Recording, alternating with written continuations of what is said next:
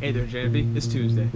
As you can see, I'm playing a guitar. Well, I think the word playing might be a bit of an overstatement, more like poking around with the various sounds it can make. Found my old bass in my room a couple of days ago, pulled it out of the case, and much like I am now, started poking around with the frets and the chords, trying to produce a halfway decent sound. It reminded me of why I got the guitar in the first place, back in high school.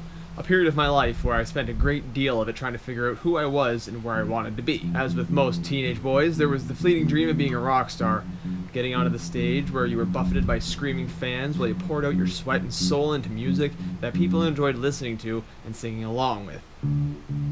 Autographs, record deals, and all that. The dream of popularity, basically. The dream of fame. It probably comes as a little surprise that back in those days I wasn't as popular as I wanted to be. Or maybe I wasn't as unpopular as I perceived myself. The illusion of popularity is certainly one that most of us can identify with, an ongoing struggle that can consume our lives as we eke out a living in, more often than not, better circumstances than we should rightly have hoped for. The funny thing is, we sometimes lose track of ourselves in this pursuit, leaving behind quality for an absurd quantity.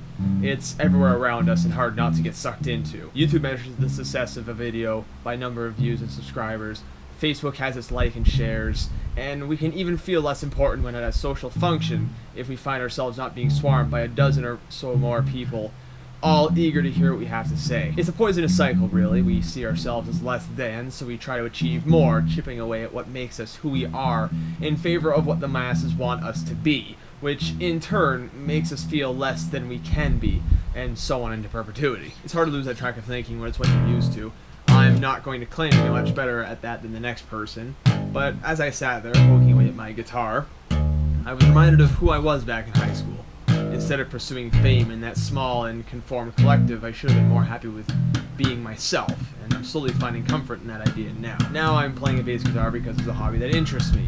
I have no plans nor dreams of getting onto a stage and wowing a stadium. Hell, I don't have any real plans of getting good enough to play an actual song, instead of the musical gibberish I'm spitting out currently. But I think I'm happier this way, and I find that to be a much better goal to achieve.